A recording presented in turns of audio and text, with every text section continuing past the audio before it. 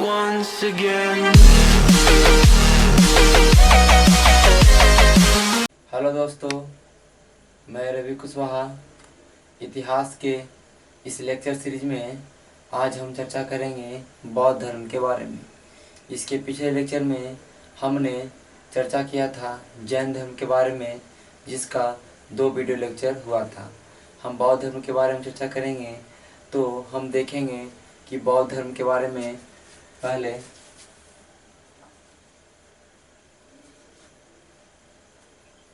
बौद्ध धर्म, इसमें हम क्या क्या पढ़ेंगे। तो इसमें हम पढ़ेंगे पहले कि कैसे सिद्धार्थ थे, जैसे कि हम मानते हैं कि गौतम बुद्ध के बचपन का नाम सिद्धार्थ था, वो कैसे बने हमारे जाके महात्मा बुद्ध। ठीक है, तो हम देखेंगे सिद्धार्थ से महात्मा बुद्ध तक का देखेंगे। जैसे कि हम लोग पढ़ेंगे तो जब इनको ज्ञान की प्राप्ति होगा तभी इनका नाम महात्मा बुद्ध होगा। ठीक है, तो उसी तरह हम देखेंगे कैसे ये सिद्धार्थ से महात्मा बुद्ध तक का सफर को तय किए। ठीक है, फिर हम चर्चा करेंगे इसमें बौद्ध संगीति के बारे में, कितनी संगीतियाँ, बौद्ध संगीतियाँ कितनी हुई और कहाँ कहाँ हुई, इसके बारे में चर्चा करेंगे। इसके बारे में फिर हम चर्चा करेंगे बौद्ध साहित्य के बारे में चर्चा करेंगे।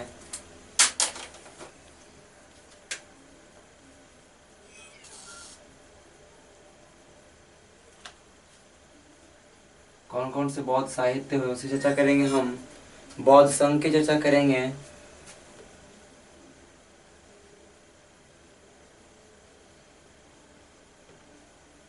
विभाजन हुआ इनका, बौद्ध जैसे बौद्ध धर्म का विभाजन हुआ, ठीक है, पतन हुआ, कैसे उतना लोकप्रिय नहीं हुआ, ये सब चर्चा करेंगे हम जब पढ़ेंगे बौद्ध धर्म के बारे में। तो इस लेक्चर में हम लोग पढ़ेंगे सिद्धार्थ से महात्मा बुद्ध तक के सफर का, और 1-2 लेक्चर और आएगा तो उसमें हम इस सारी चीज़ को कवर करेंगे। तो आइए हम स्टार्ट करते हैं महात्मा बुद्ध, जो सिद्धार्थ से महात्मा बुद्ध तक के सफर कैसे हुआ। ठीक है, तो हम स्टार्ट करते हैं।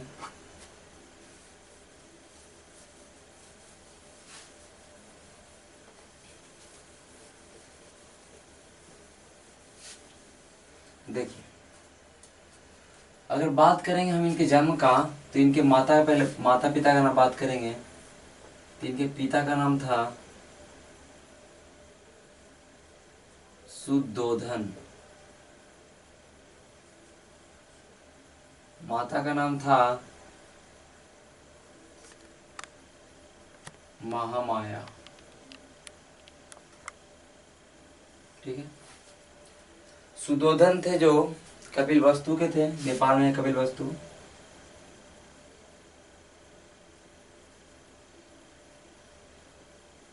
शाक्य वंश के थे। ठीक है,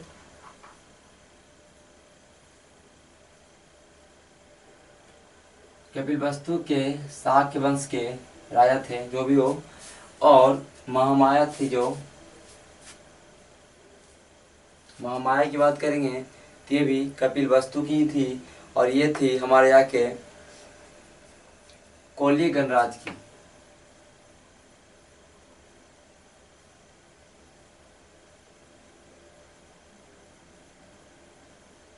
ठीक है, सुदोधन कपिलवस्तु और महामाया कोलीय गणराज, ये गणराज है। जैसे कि उस समय जो गणराज हुआ करते थे तो कोलीय गणराज की थी, और जो पिता थे सुदोधन वो कपिलवस्तु के शाक्य वंश के थे। इनसे माता बुद्ध का जन्म होता है सिद्धार्थ के रूप में। कहने का मतलब इनके बचपन का नाम क्या था? सिद्धार्थ। माता बुद्ध के बचपन का नाम सिद्धार्थ था। इनका जन्म होता है उसके जन्म के 7वें दिन। जन्म के 7वें दिन ही इनकी माता का मृत्यु हो जाता है।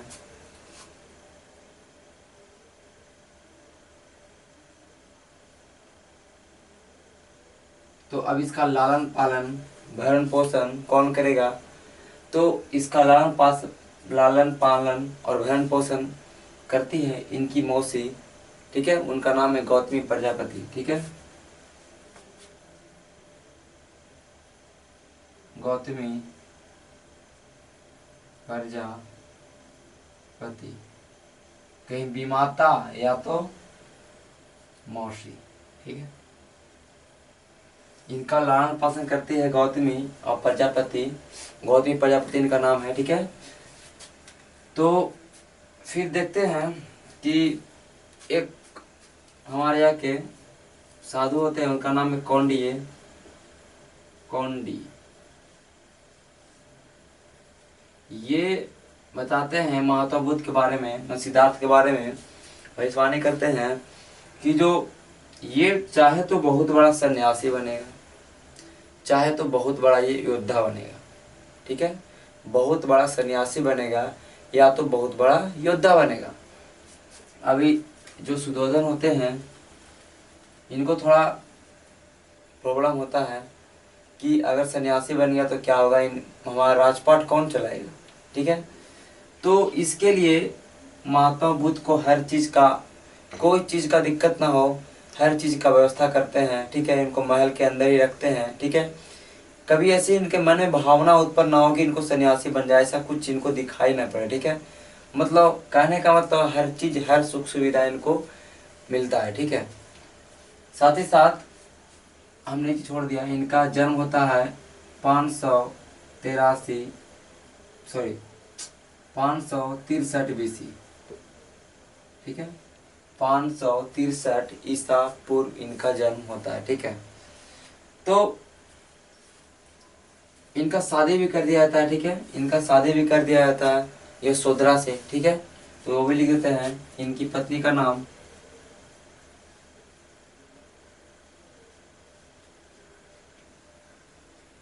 यशोधरा, ठीक है, इनका पत्नी का नाम यशोधरा है और इनसे पुत्र उत्पन्न होता है, उसका नाम है राहुल, ठीक है। तो ये सब फैक्ट हो गया। तो देखिए, हमने देखा कि इनके पिता का नाम सुधोधन, माता का नाम महामाया, पिता कपिलवस्तु के शाक्य वंश के थे और माता थी इनकी जो कौली गणराज की थी।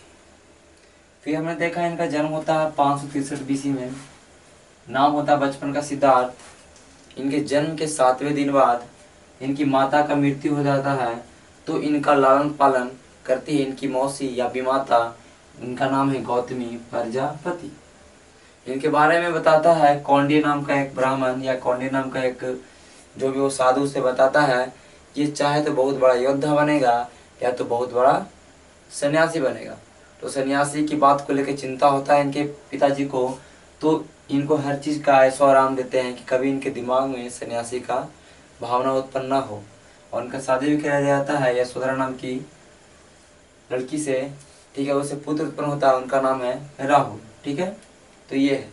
अब देखिए क्या होता है,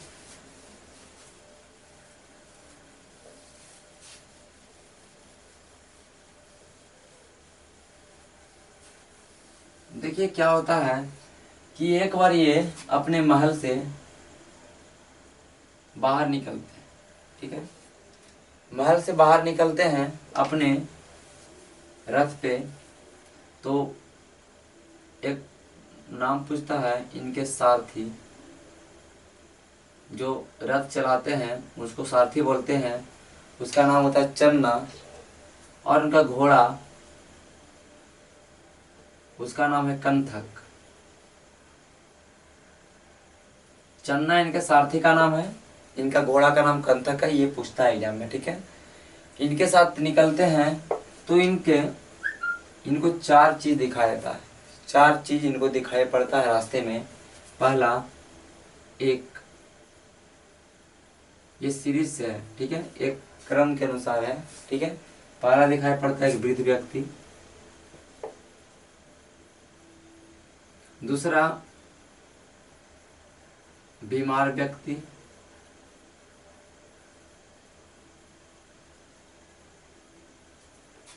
तीसरा एक मृत व्यक्ति, तो मरा हुआ व्यक्ति और एक सन्यासी।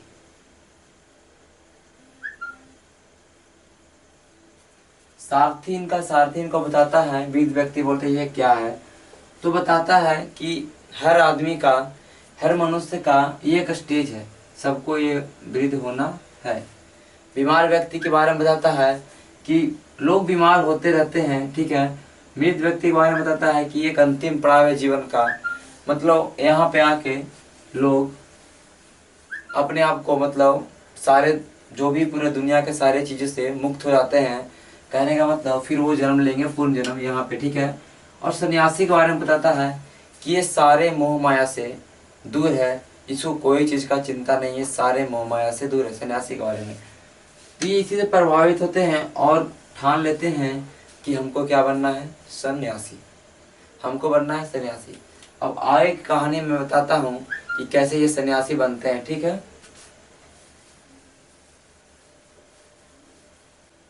तो देखिए, ये 29 वर्ष की अवस्था में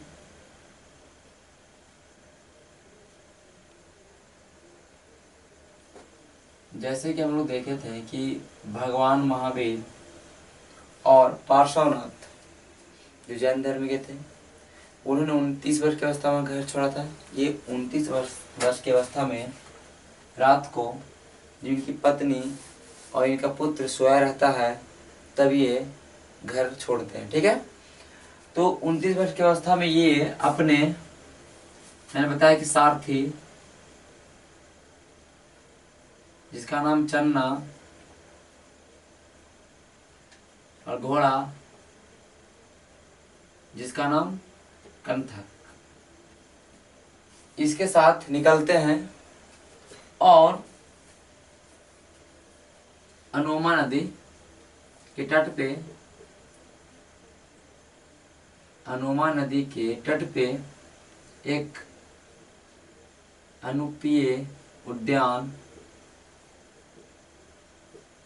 है, ठीक है। एक अनुपीय उद्यान है, ठीक है, अनुमा नदी तट पे रहता है।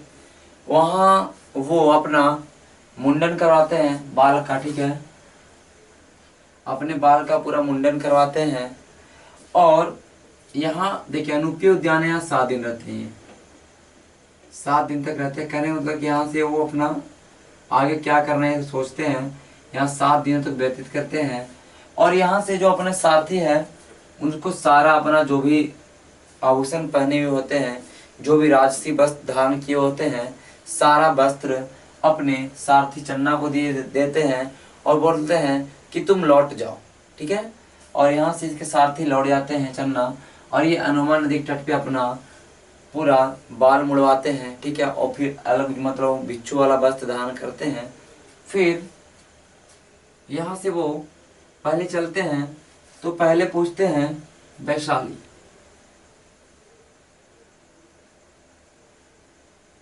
वैशाली जो बिहार में है, ठीक है। अभी तो वैशाली में इनको एक मिलता है अलार कलाम, अलार कलाम। ये पूछ देगा कि अलार कलाम कहाँ मिलता है, तो वैशाली में मिलते हैं इनको, ठीक है। अलार कलाम जो सांख्य दर्शन के गुरु थे, हम दर्शन का एक टॉपिक पढ़ाएंगे कि कितने टाइप का दर्शन है। तो सांख्य दर्शन के गुरु थे अलार कलाम, ये वैशाली मिलते हैं महात्मा बुद्ध को, ठीक है। तो कहने का मतलब प्रथम अगर बात करेगा, और यही बनते हैं प्रथम ध्यान गुरु, या तो बात करेगा कि महात्मा बुद्ध के ध्यान गुरु या प्रथम ध्यान गुरु कौन थे, तो अलार कलाम, ठीक है, जो कहाँ मिलते हैं, तो वैशाली में। अब देखिए यहाँ से वैशाली से ये आगे बढ़ेंगे तो ये आएंगे पहले उरावेला, उर्वेला कहा जाता है, जो आज आधुनिक बोध गया है उसका पुराना नाम उरावेला था, ठीक है। उर्वेला गांव में आते हैं और यहाँ पे उर्वेला बोध गया लिखते हैं, ठीक है, बोध गया।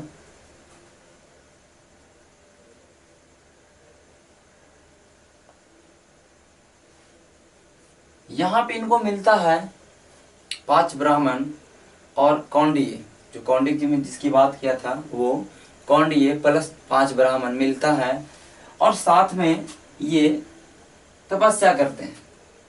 लेकिन क्या होता है कि ये 5 ब्राह्मण और इनके बीच में विवाद होता है। क्यों?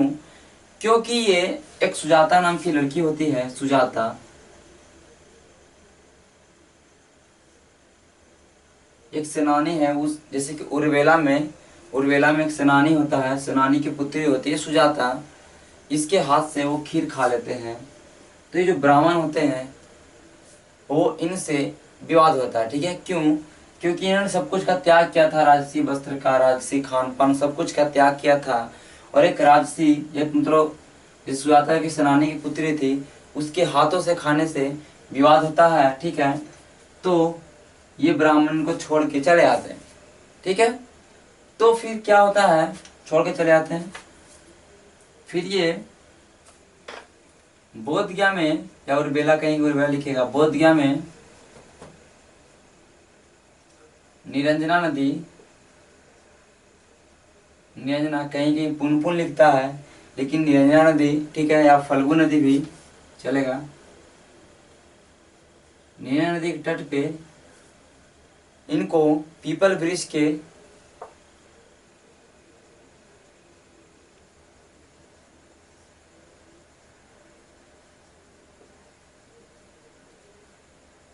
ठीक है, निरंजना नदी के तट पे पीपल वृक्ष के नीचे इनको लगभग 6 वर्ष की कठिन तपस्या बाद इनको ज्ञान की प्राप्ति होती है। कितने वर्ष? 6 वर्ष। पीपल वृक्ष के नीचे 6 वर्ष से कठिन तपस्या बाद इनको वैशाख पूर्णिमा के 10वें दिन, वैशाख पूर्णिमा के 10वें दिन, ये भी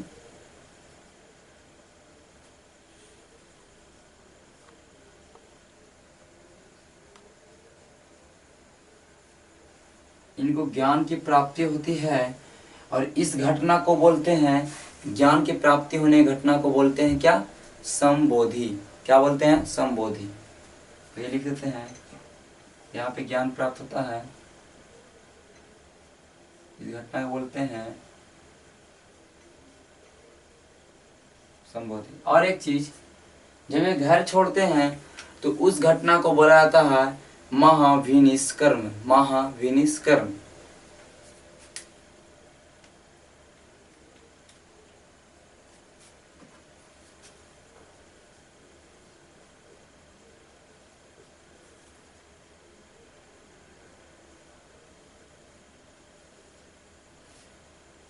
तो हमने देखा कि इन्होंने सारथी चन्नार घोड़ा कंथक के साथ इन्हें अपने घर का त्याग किया।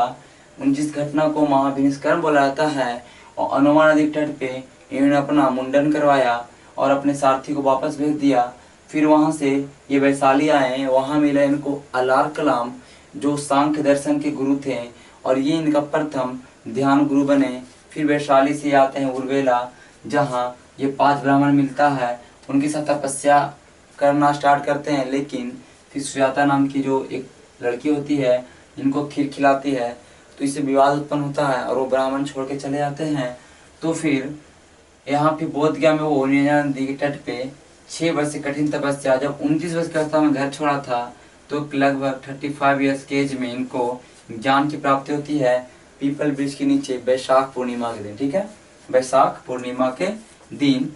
और इस घटना को बोलते हैं हम संबोधि। अब आगे की बात करेंगे हम।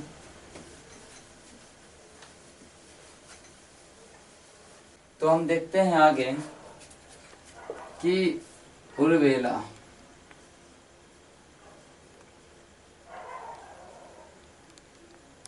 इनको ज्ञान प्राप्ति हुआ बोध गया में। ठीक है, इनको ज्ञान प्राप्ति बोध गया में हुआ है।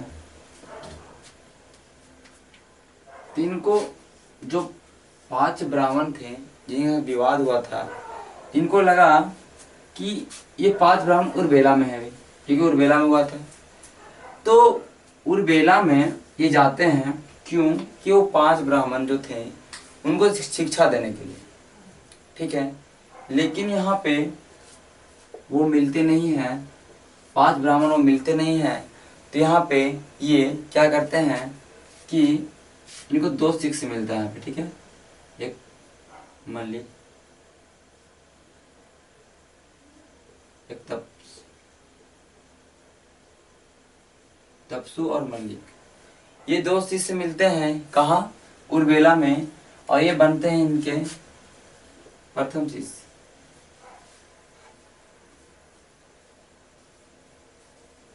प्रथम शिष्य की बात करेगा तो तपसु और मल्लिक, ठीक है। फिर क्या करेंगे ये, अब क्या करेंगे, अब पता चलता है इनको कि जो 5 ब्राह्मण थे वो है कहाँ, सारनाथ में। सारनाथ का पहले नाम था ऋषि पटनम और मृगदाव। यहाँ पे आते हैं सारनाथ, ऋषिपट्टनम और मृगदाव जहाँ थे वहां पे आते हैं, और यहाँ पे इनको 5 ब्राह्मणों को शिक्षा देते हैं, जिसको जाना जाता है धर्मचक्र परिवर्तन।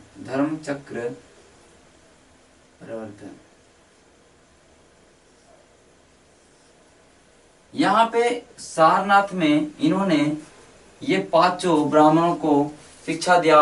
बोला जाता है कि महात्मा बुद्ध ने अपना प्रथम उपदेश सारनाथ में दिया। यही उपदेश को नाम दिया जाता है धर्म चक्र परिवर्तन। तो प्रथम उपदेश को क्या बोले, ये प्रथम उपदेश किनको दिया, तो प्रथम उपदेश दिया ये 5 ब्राह्मणों को जो उर्वेला मिले थे। 5 ब्राह्मणों को अपना प्रथम उपदेश देते हैं सारनाथ में, और इस घटना को बोलते हैं धम्म चक्र परिवर्तन, ठीक है। अब देखिए बात करेंगे हम इनके मेन जो शिष्य थे, मुख्य शिष्य की बात करेंगे तो वो है आनंद और उपाली। ये इनके मुख्य शिष्य है, ठीक है। आनंद और उपाली कहीं कहीं मिलेगा, आगे हम फिर चर्चा करेंगे जब शिक्षा वाला टॉपिक पढ़ेंगे, मान्यता वाला टॉपिक पढ़ेंगे बौद्ध धर्म का, तो उसमें हम चर्चा करेंगे, ठीक है। अब देखिए इन्होंने उपदेश भी दे दिया, ज्ञान की प्राप्ति हुई। अब बात करेंगे इनकी मृत्यु का, ठीक है। तो इनकी मृत्यु की बात करेंगे तो इनका मृत्यु होता है कसिया गांव में,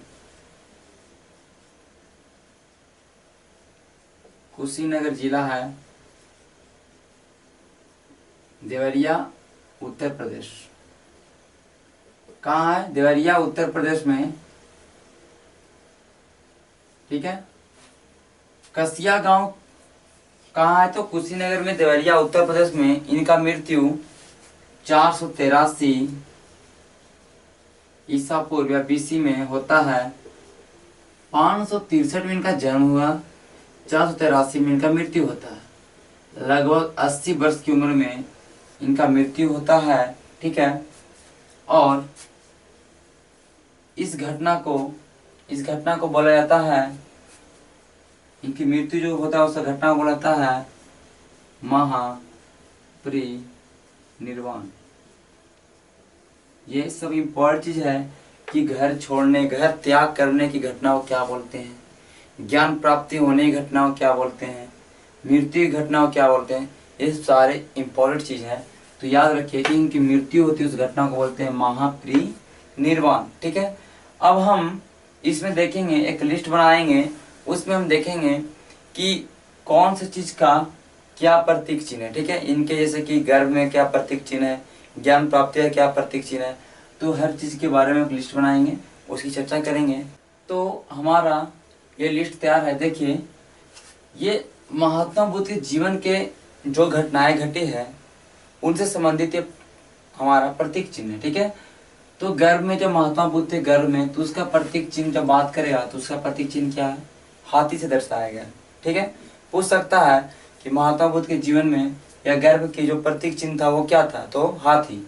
जन्म की बात करेगा तो कमल, गर्भ में हाथी, जन्म में कमल, यौवन करने का तो जवानी, उनके जवानी का टाइम की बात करेगा ये उनके, ठीक है। तो उसकी बात करेगा तो क्या आ गया, साढ़।